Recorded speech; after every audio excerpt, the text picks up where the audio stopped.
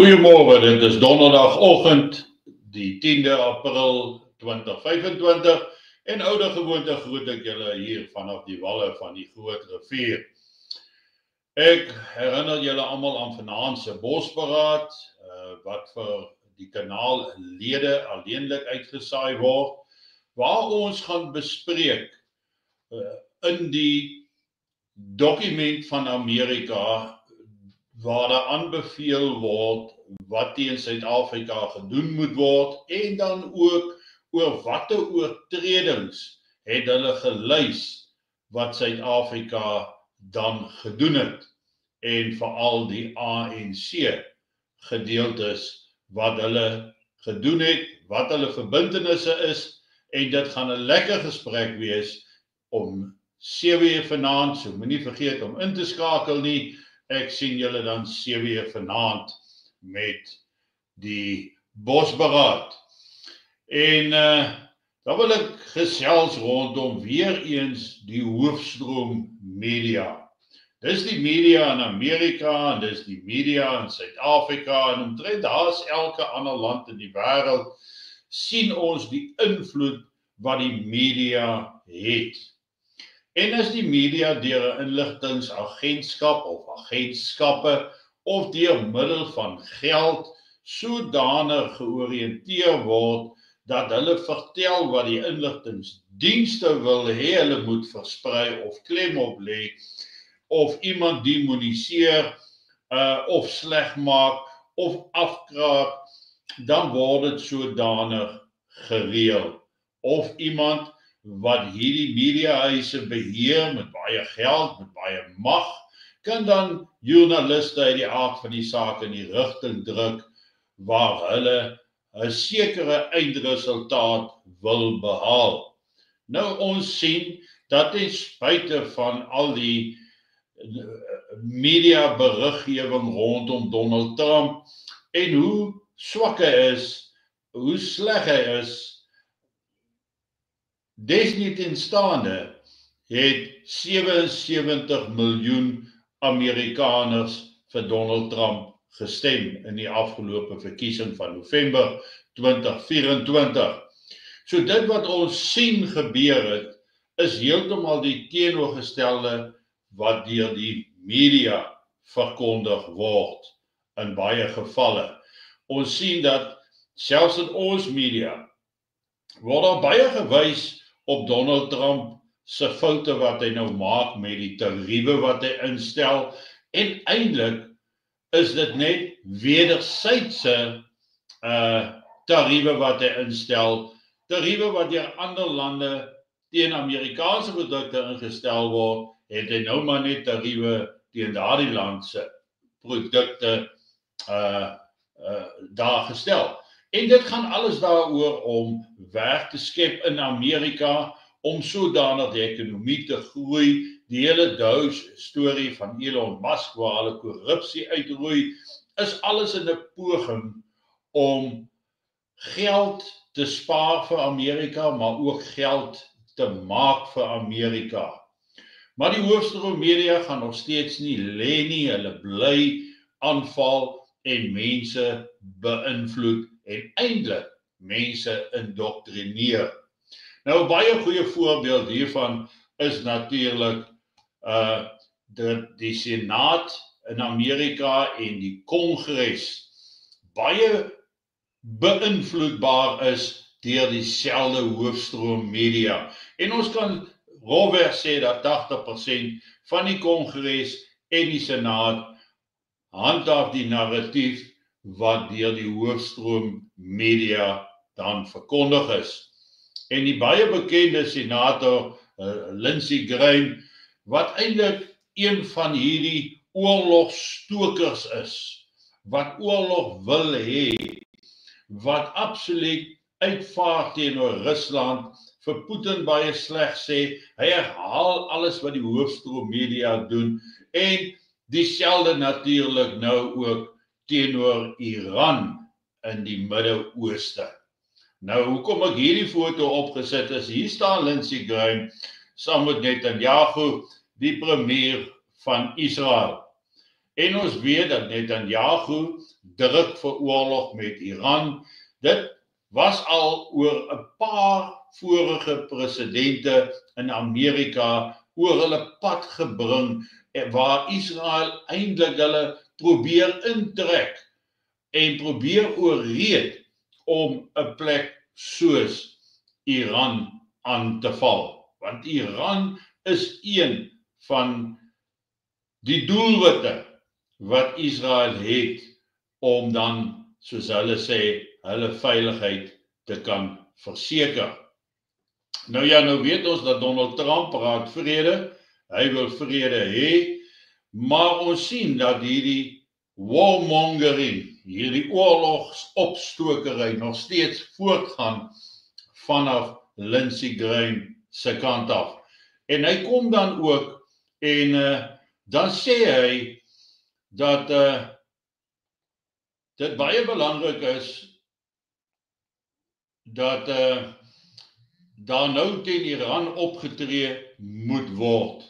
As ons nou gaan kyk, dan kan julle lees daar US Senator of US Republican Senator Lindsey Graham included in the Russia's list of terrorists and extremists claims that Iran has sufficient amount of weapons-grade uranium to make 6 nuclear bombs.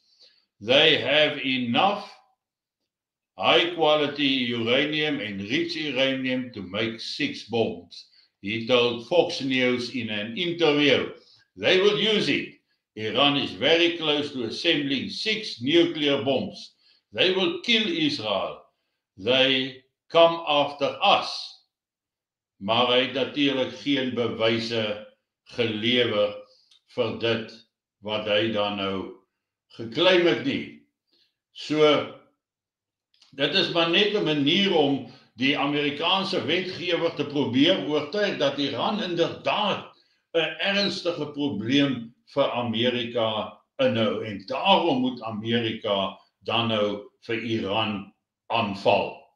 Nou, ons hoor maar die algemene gesprekke daar uit Washington uit, en dit klink asof die meeste mense dit as 'n uitgemaakte saak beskou dat Amerika wel een of ander tyd vir Iran sal moet aanval.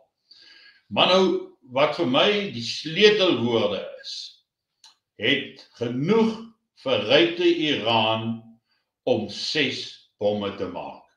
En dis wat die klokkie vir my gelei het, daai 6 bomme te maak. Ons eie kernprogram het natuurlik oor 6 bomme gegaan, wat ek nou vir julle sal wys in 'n beter weergawe, wat Al-Jay Venter geskryf het, waar hy sê, how South Africa built 6 atom bombs and then abandon its nuclear weapons program. Nou, in hierdie boek van hom, en ook in my eie boek Pelindaba Protocol, sal julle sien dat die 6 bomme wat Suid-Afrika oor beskik het, was natuurlik gevul met verrykte Iran. En toe hierdie wapens nou afgetakel is, volgens die opdrag destyds van destydse president F.W. de Klerk, natuurlik sy eerste daad van verraad volgens my, was die opdrag wat hy gegee het, dat hierdie atoombomme, hierdie 6 atoombomme afgetakel moes word.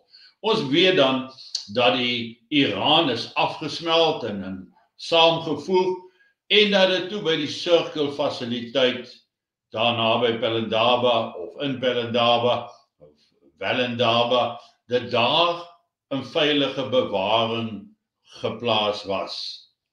Niemand het ooit gekyk hoeveel daar is, daar's nergens 'n inventaris van presies wat is daar nie, en ons kan verwag dat na 30 jaar van ANC regering, korrupte amptenary, daardie Iran dalk stilletjies kon verdwyn uit die fasiliteit uit. Want wie sal nou agterkom as daar nou 'n kus of twee met verrykte Iran uitgesmokkel word, want ek dink baie van die mense wat vandag daar werk, weet waarskynlik nie eens hoe dit lyk, of hoe dit veronderstel is om geberg te word nie. Maar ons weet dis baie miljoene geld werd, hierdie verrykte Iran. En met die geldskaarste wat die ANC regering, of dan die regering van nasionale eenheid tans in Suid-Afrika ervaar, kan ons dus verwag dat hierdie Iran dalk stilletjies weg is na Iran toe. Vandaar genoeg verrykte Iran om 6 bomme te maak, terwyl ons 6 bomme in Suid-Afrika afgetakel het en die verrykte Iran geberg het. Dit was genoem dat een van die redes waarom Donald Trump so hard op die ANC afgekom het, is omdat daar vermoede bestaan dat hierdie Iran inderdaad aan Iran verkoop was. En dit is 'n baie interessante ding, maar indien dit waar is, en dan die stelling wat gemaak word deesdae dat Suid-Afrika geweet het van die 7 Oktober Hamas aanval op Israel, dat hulle geweet het voor die tyd. Dit plaas vir Suid-Afrika in 'n baie slegte en gevaarlike situasie. Amerika gaan dit nie vergeet nie, en alles dui daarop dat dit wat ek nou gesê het, net sowel die waarheid, 100% die waarheid kan wees as dit so uitspeel, en as dit is, kan ons nog strenger optrede en selfs 'n regeringsverandering, 'n ondersteunende regeringsverandering van soorte verwag in Suid-Afrika. Wat hou dit vir my en jou in? Presies dieselfde: chaos, wanorde, geweld en anargie. Daarom is my raad aan ons mense: berei julle self voor, en veral nou, sorg dat jou dinge gepak is, dat jy voorrade het, en sorg dat jou voertuig vol brandstof is. Want dinge lyk nie goed in Suid-Afrika nie. Dit lyk inteendeel sleg. Geniet vanoggend jou kondensmelk koffie, en onthou om vanaand om 7 in te skakel, wanneer ons regstreeks gaan, interaktief met die kanaallede, lede wat aangesluit het by die kanaal, het sy dit nou van die duurder weergawe is, en of dit nou van die goedkoper is, almal sal dan toegang hê tot die gesprek, en kan vra en saamgesels. Intussen, van my kant af, moet julle 'n lekker dag hê, en môreoggend is ek weer hier met my daaglikse uitsending, soos wat ek elke oggend in die week doen. Mooi loop.